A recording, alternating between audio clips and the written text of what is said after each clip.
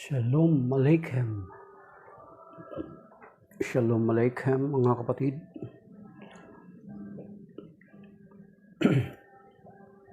Isang pinagpalang araw, gabi.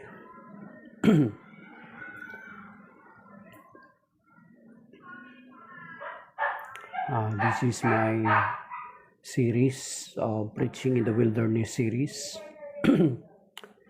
At ginagawa natin ito bilang pagtalima dun sa sinasabi sa 2 Timothy chapter 4 verse 2 to 3, na kung saan sinasabi roon na proclaim the word, be persistent, whether it is convenient or inconvenient, convince, reprimand, encourage through all patience and teachings.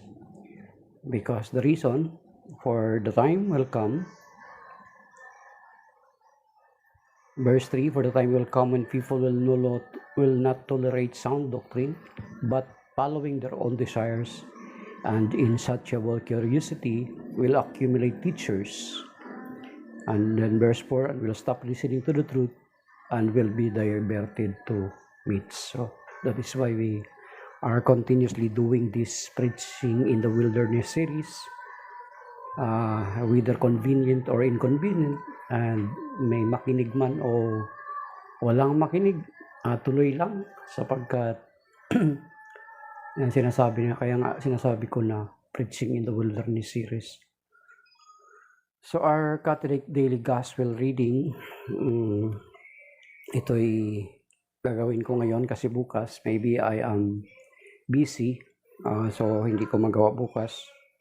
And then maya ay may one-on-one meeting ako. Sabi dito, the Gospel of the Lord according to Saint Luke chapter 11 verses 27 to 28. Glory to you, Lord. While he was speaking, a woman from the crowd called out and said to him, "Blessed is the womb that carried you, and the breast at which you nurse." He replied, "Rather, blessed are those who hear the word of God and observe it." The Gospel of the Lord. Praise to you, Lord Jesus Christ. So, since nakita ng maraming tao ang ginagawa ng Panginoong Hesukristo, ay na marami siyang nagawa, nagpapagaling siya, nagbuhay ng mga patay, nagpakain ng 5,000, ng 4,000, at marami siyang ginawang himala, nagpalaya siya ng demonyo. That is why na sinabi ng babae rito from among the crowds, ay sumigaw siya na, "Blessed is the womb that carried you and the breast at which you nurse." Mapalad ang babaeng nagdala sa iyo sa kanyang sinapupunan at nagpadidi sa iyo o nagpasuso sa iyo. So, kasi di ba mga kapatid, ang halimbawa niyan, di ba, sa atin lang, ito tingnan niyo sa atin, kapag ang isang bata ay bibo, di ba, yung bibo ang bata, at mabait, matalino, magalang, ang usual na reaction natin, sino kaya ang magulang ng batang ito? Di ba? Yun yung sinasabi natin, sino kaya magulang ng batang ito? But kung ang bata is hindi rin maganda yung pag-uugali, hindi rin maganda yung ipinapakita niya na manner or attitude ng bata, ay kaagad din nating sasabihin, sino kaya mga magulang nitong batang ito? Di ba? So, yun din kaagad ang sasabihin natin. Dito, from among the crowds, because doon sa mga kabutihan na ginagawa ng Panginoon, parang in-affirm or in-appreciate ng babae from among the crowds ang babae na nagdala sa sinapupunan na ang Panginoong Hesukristo. Of course, alam naman natin si Mama Mary, ang Inang Birheng Maria, at Sabi niya, pero sumagot ang Panginoon, rather, blessed are those who hear the word of God and observe it. Ngayon, mga kapatid, kapag ang mga separated brethren natin or mga protestante natin, mga kapatid, ang magbasa nito, mag-intindi nito, at mag-interpret nito, ay sinasabi nila, it seems na sinasabi nila na parang dinidisown ng Panginoong Jesucristo ang si Mama Mary. Kasi sabi niya rito, rather blessed are those who hear the word of God and observe it. Kasi instead na i-confirm ng Panginoong Jesucristo yung sinabi ng babae, yung affirmation ng babae, ay sinabi niya, yes indeed. Di ba? Hindi niya sinabing ganun. Yes indeed.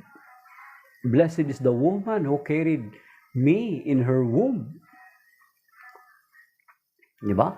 Hindi in-affirm ng Panginoong Jesucristo, hindi kinonfirm ng Panginoong Jesucristo yung affirmation ng babae. So kung yung mga separated brethren natin, ang magbasa nito, it seems na dinidisown ng Panginoong Jesucristo yung kanyang nanay. Then why you Catholics is bakit ninyo grabe yung inyong paggalang sa kanya na parang sinasamba nyo na. Yun yung sinasabi nila sa atin. Yun yung atake nila sa atin. Yun yung akusan ng mga protestante sa atin. Kasi dahilan dito sa mga ganitong pamamaraan ng pagsagot ng Panginoong Jesucristo. Pero kung titingnan natin, ang sagot ng Panginoong Jesucristo, blessed are those who hear the word of God and observe it. Kung titingnan natin, ang numero 1 na pasok dito sa talatang ito, mga kapatid, ay mismo si Mama Mary. Diba? Kung babalikan natin yung Luke chapter 1, verses 26 to the following verses, makikita natin doon yung conversation niya with the Archangel Gabriel nung dinala ni Archangel Gabriel yung balita sa kanya.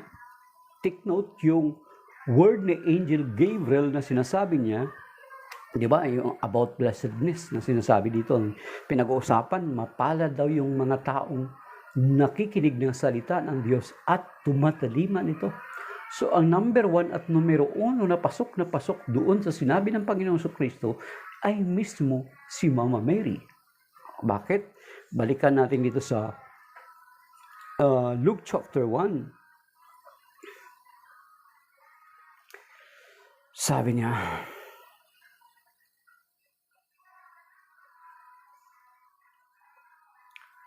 in the sixth month, the angel Gabriel was sent from God to a town of Galilee called Nazareth to a virgin betrothed to a man named Joseph of the house of David, and the virgin's name was Mary. And coming to her, he said, Hail, favored one, the Lord is with you. But she was greatly troubled at what was said and wondered what sort of greeting this might be. Ang ibang salin na nakalagay is blessed are you among women. Sabi niya, hail, full of grace. Ang sa original na salin is hail, full of grace. At ang Griego daw na term is ki charitomini. Yan, ki charitomini. Full of grace. Puno ng grasya. So, blessed are you.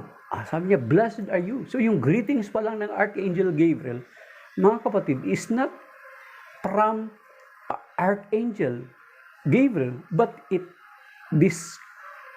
yung salutation na yun ay galing mismo sa Diyos na pinarating ng Diyos through Angel Gabriel. So, blessed are you. So, ibig sabihin yung doon sa binasa natin, Luke 11:27 to 28, ay makikita natin na si Mama Mary doon mismo ang kaunang-unahang pasok doon sa sinabi ng Panginoon Jesucristo na sabi niya, mas mapalad ang mga taong nakikinig at nagsasagawa or nagsasabuhay nito. So si Mama Mary ang kaunang-unahan. Kasi dito pa lang sa pagparating ng Angel Gabriel ng balita ng kanyang pagbubuntis sa pagdadala niya sa ating Panginoong Kristo ay ang unang pagbati pa lang sa kanya ay Kicharitomini or full of grace, Hail Mary, full of grace. Napupuno ka ng grasya, bukod kang pinagpala sa babaeng lahat. Then kung titingnan natin dito yung continuation, yung patuloy na conversation, then later, ang sinabi ni Mama Mary dito, bagamat andun pa rin yung confusion niya, pero sinabi niya dito sa verse 39, after niya maintindihan yung paliwanag ng Angel Gabriel, dito sa verse 38 pala, sabi niya, Mary said, Behold, I am the handmaid of the Lord, be it done to me according to your word.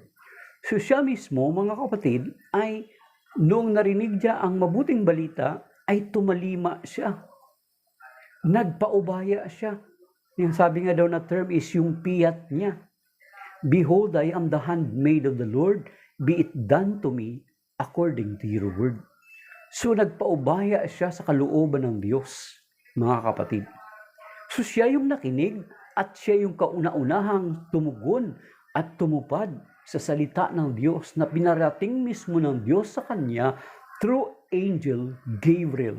Take note, yung word na yon coming from Archangel Gabriel ay hindi kanya kundi mismo galing sa Diyos. Very mo yung salutation ng Diyos sa kanya through Archangel Gabriel. Hail Mary, full of grace. The Lord is with you. Then, blessed art thou among women. Diba? Yun yung binanggit ni Saint Elizabeth kung babasahin natin ng patuloy itong ebanghelyo. Itong part na ito.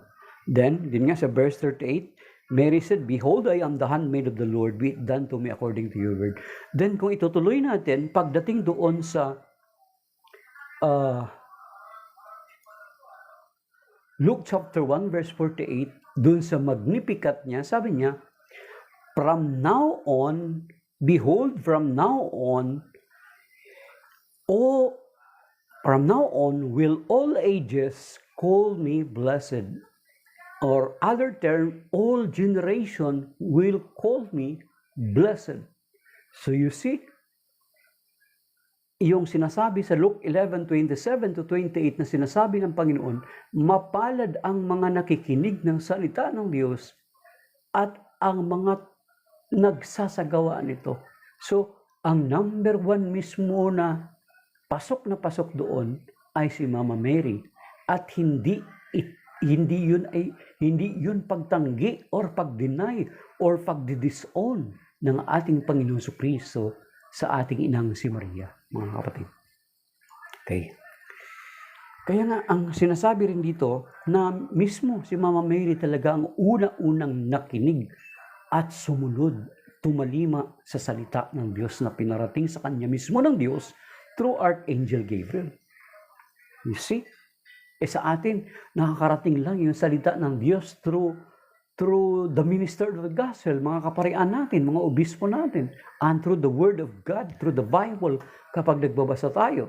Pero si Mama Mary ay talagang pinarating sa kanya ng Diyos yung mensahe galing sa Diyos through Archangel Gabriel, mga kapatid. Then sabi nga dito sa James chapter 2, nakakaugnayan dito sa ebanghelyo na ito, mga kapatid, na sabi dito, sa James chapter 2, buksan niyo po sa Bible niyo, sundan niyo po mga kapatid para masanay tayo sa pagbabasa ng Bible. Sabi dito,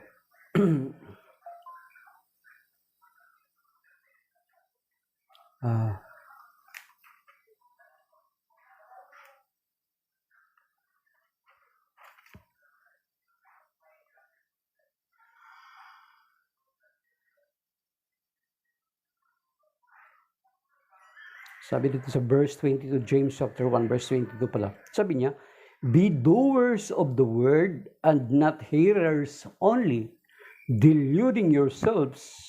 For if anyone is a hearer of the word and not a doer, he is like a man who looks at his own face in a mirror. He sees himself, then goes off and promptly forgets what he looks like. But the one who fears into the perfect law of freedom and perseveres, and is not a hearer who forgets but a doer who acts as a one shall be blessed in what he does. So you see, dapat daw ay kapag napapakinggan natin ang salita ng Diyos ay isinasabuhay natin ito, isinasagawa natin ito mga kapatid. Okay, basahin natin ito sa Tagalog, mga kapatid, sa James, Tagalog. Okay. Sabi dito.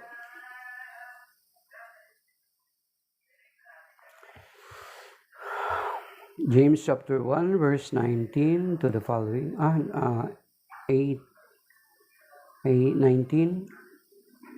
to the following verses. Tandaan ninyo ito, mga kapatid, kung minamahal, matuto kayong makinig, dahan-dahan sa pagsasalita at huwag agad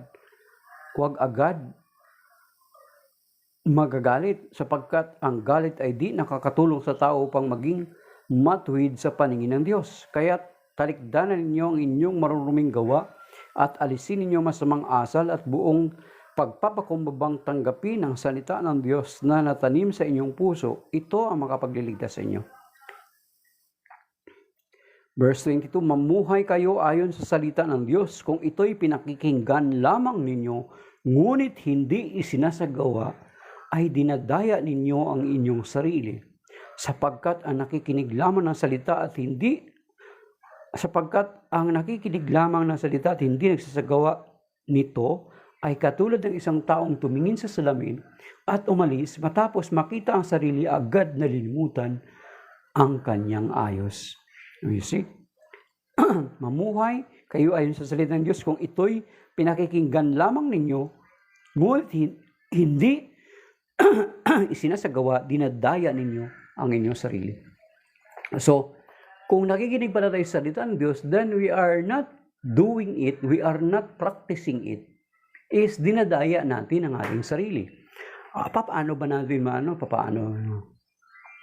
Kasi plus sinabi pa pala ng Panginoon, sinasabi doon sa Hebrew chapter 3 verse 7, sabi niya, for today, if you hear His voice, harden not your heart.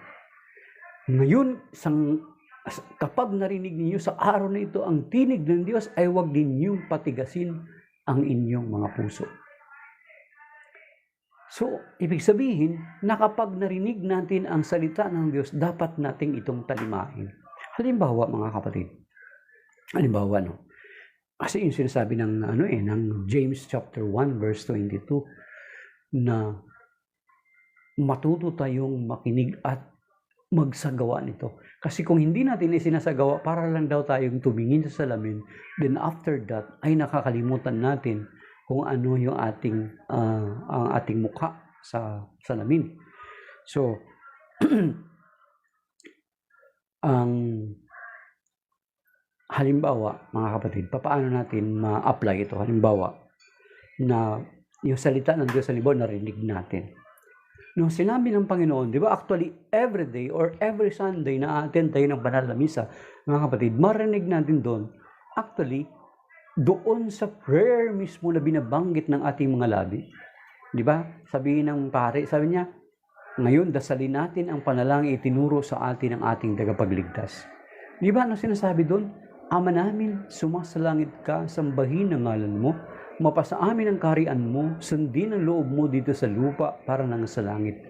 Bigyan mo kami ngayon ng aming kakanin sa araw-araw at patawarin mo kami sa aming mga sala para nang pagpapatawad namin sa nagkakasala sa amin.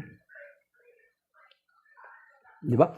So, patawarin mo kami sa aming mga sala para nang pagpapatawad namin sa nagkakasala sa amin. So you see, yung sinasabi ng Panginoon sa salita niya na dapat pala tayo magpatawad katulad ng pagpapatawad natin sa ating kapwa. So kapag narinig natin yon and we are not responding to it, ay para tayong tumingin sa salamin at hindi nakalimutan natin kaagad yung ating mukha. after tayo tumalikod sa salamin. Kapag hindi natin isinasabuhay yung salita ng Diyos. Kasi ang linaw naman nun, mga kapatid. Alam naman natin na tayo, paano tayo, yung tinatawag na tayo ng mga tao, may tinatawag tayo ng after the fall of man, andun sa atin, nataglay natin yung tinatawag na concupiscence, the tendency to commit a sin, the tendency to cling on sin. So yung tinatawag na concupiscence. Merong tendency or andun yung tukso ng mahulog tayo sa pagkakasala. So, saan mo? Yung sinasabi ng Panginoon. Halimbawa, sinasabi ng Panginoon doon sa Matthew chapter 6 verse 14 to 15, karugtong nung the Lord's Prayer. Ano sinasabi doon? Sabi niya, narinig na natin to if you forgive others their transgressions, your heavenly Father will forgive you. But if you do not forgive others, neither will your Father forgive your transgression. So yan yung halimbawa ng kapag narinig natin ang salita ng Diyos at hindi natin isinasagawa, ang sinasabi ng Panginoon, dinadaya natin ang ating sarili. So hindi tayo mabibilong, hindi tayo mabibilang sa mga taong mapapalad. Sabi niya, he replied, rather blessed are those who hear the word of God and observe it. So hindi pala tayo matatawag or matuturing ng mga mapapalad. Diba, ang mga iba pang katangian ng taong mapapalad ay andun sa Matthew chapter 5 verse 1 to 12, diba? Andun yung Beatitudes. Pero maliban doon, meron pa pala na para ka mapabilang sa mga taong mapapalad, hindi lang si Mama Mary ang magiging mapalad, is tayo din mapapabilang sa mga taong mapapalad kung isinasabuhay natin ang salita ng Diyos. Di ba? Yung isa pa sa sinasabi ng Panginoon, lagi nating narinig yan. Sabi niya, ibigin ninyo ang inyong kaaway. Di ba? Yan yung pinakamahirap.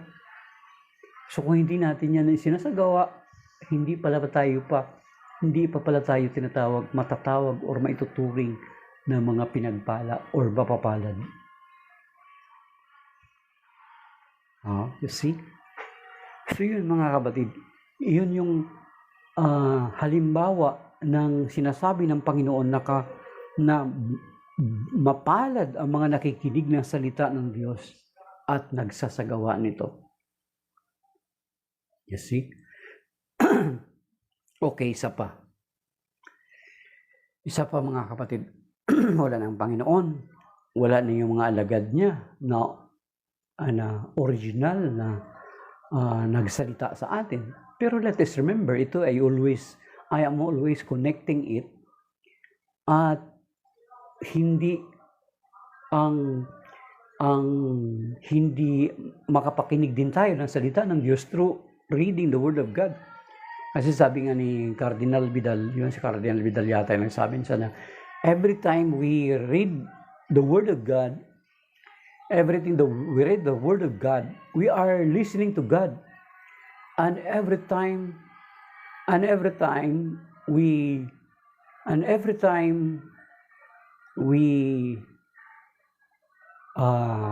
pray to Him, we are speaking to God. Excuse me. Babe, pakihina yung yung mga kanta kasi baka ma-copyright. Babe, pakihina yung mga music mo, baka ma-copyright ako.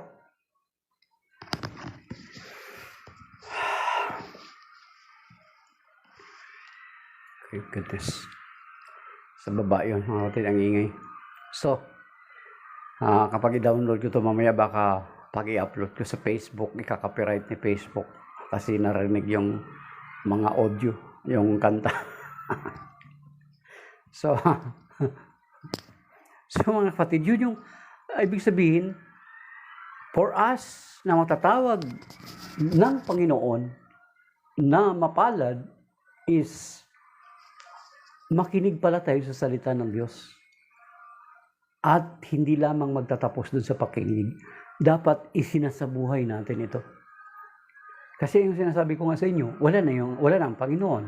So makapakinig tayo sa Kanya through when reading the Bible. When we pray, we are speaking to God, but when we read the Word of God, God is speaking to us. So, ang communication is a two-way process. Hindi pwede na tayo lang magsalita ang Diyos, but we are not allowing God to speak to us. At kung magsalita man siya sa atin, hindi natin sinusunod. So then how can we be called mapalad or pinagpala, blessed or happy? Kasi isa pala sa kahulugan ng blessed are happy. Ayan, mga kapatid. So yun mga kapatid, na for us to be called blessed by God is na kailangan talaga natin makinig sa salita ng Diyos at hindi magtatapos doon, isasagawa ito. Yun nga, nag-quote tayo ng example na halimbawa sa pagpapatawad. Yan ang pinakamahirap, di ba? And then yung ibigin ng kaaway, yun palagi natin narinig yan. Matthew chapter 5 verse 45, 43 to 45. Di ba? So, yun sinasabi ng Panginoon. Nakinig lang tayo pero hindi natin sinasagawa. So, kulang. Incomplete. Kung sa grade pa sa college, ink. INC ka, INC kulang. Ayan mga kapatid. So, ang sabi pa dito sa Luke chapter 6 verse 46 mga kapatid kaya nga ang sinabi dito ng Panginoon, mabigat to na salita. Sabi niya sa Luke chapter 6 verse 46, sabi niya,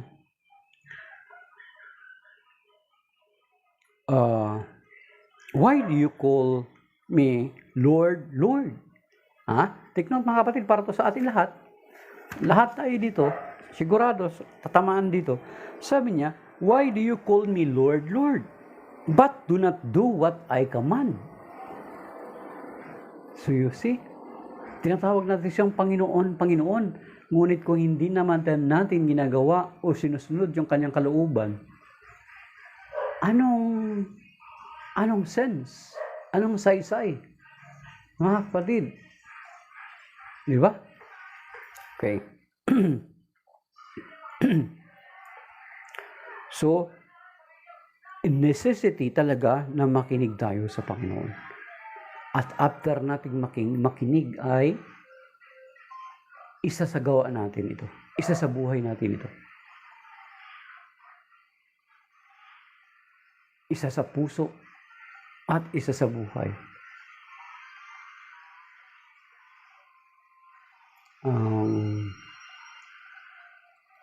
Ang sundin. Kasi ang word pala na obedient, to obey, mga kapatid, yung after you hear, we need to obey. Diba? We need to do. So, mga synonyms yun, diba? Ang word pala na obedience is coming daw sa, to obey is coming sa salitang Latin yata yun na ab-udiri, na ibig sabihin is to obey. Ab-udiri. So, yung to listen or sa pakinig natin, to listen, ab-udiri, na ang ibig sabihin naman is to obey. Mga kapatid. So, ang sabi pa dun sa Luke chapter 10 verse 16, mga kapatid since sabi ko nga sa inyo, kinokonek ko lagi ito na para at least magiging malawak, pinapalawak natin na hindi lang magtatapos na magbabasa ka ng Word of God, then tapos na. Hindi ganun. Kasi meron pa siyang authority na iniwan, mga kapatid. Sinasabi dito sa Luke chapter 10 verse 16, mga kapatid, sabi dito, whoever listens to you, listens to me. And whoever rejects me, rejects you, rejects me. And whoever rejects me, rejects the one who sent me. So, ganun mga kapatid. Ibig sabihin, makinig tayo sa Panginoong Kristo, pero makinig din tayo sa pinag-iwanan niya ng authority. Una, di ba, yung mga alagad. Wala na ngayon yung mga alagad. Mga kapatid, how we can continue listening to them kasi wala na sila. Di ba? But let us remember na bago umalis ang Panginoong Kristo, ay He established a church. Sa Matthew 16, 13 to 20, mga kapatid. Then, bago siya umakyat sa langit, di ba, alam naman natin na ang Panginoong Kristo ipinakilala niya yung kanyang sarili bilang mabuting pastol. Di ba? Mabuting pastol siya sa John chapter 10. Then, since na mabuting pastol ang Panginoong Kristo, makikita din natin na before siya, after His resurrection, before He ascended into heaven and sits at the right hand of the Father, ay tinawag Jesus si San Pedro, muli niyang ipinagtibay yung katungkulan ni San Pedro, mga kapatid. Di ba sinasabi dito sa John 21, 15 to 19? So talagang mabuting pastol ang Panginoon sapagkat bago siya umalis, ay may pinagkatiwalaan siya na mga ngalaga sa kanyang kawan, mga kapatid.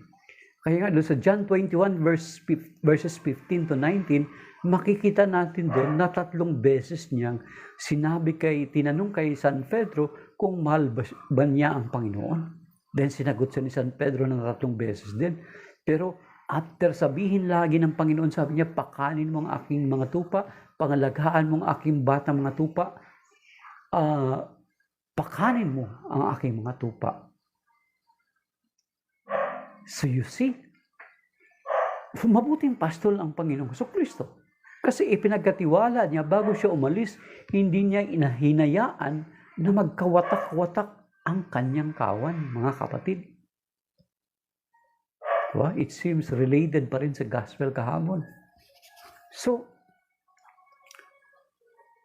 kanina pa lang na gospel. So makikita natin, mga kapatid, na of course, kaya nga tayo ng Katoliko, naniniwala tayo doon sa tinatawag na apostolic succession.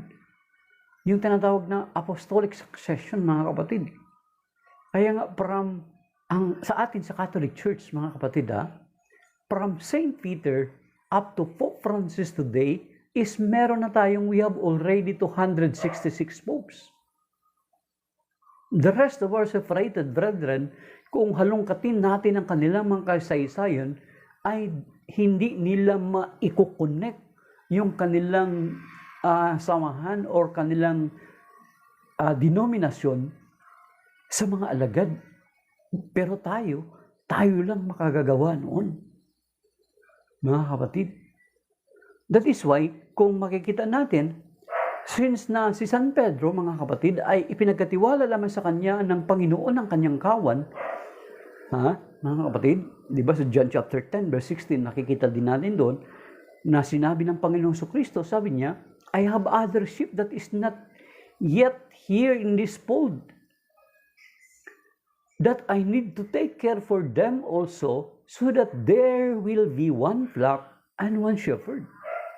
So makikita natin doon na hindi niya sinabi na magkakaroon ng panibagong kawan at magkakaroon ng panibagong pastol. Hindi, mga kapatid. So makikita natin doon na sinasabi, dito sa John chapter 10, kung balikan natin na bilang mga tupa, alam nyo, tayo, na mga tagasunod ng Panginoon Kristo, yung nakikinig sa Kanya, di ba? Makikita naman natin yan. Itong John chapter 10, related din siya doon sa Matthew 25, 31 to 46.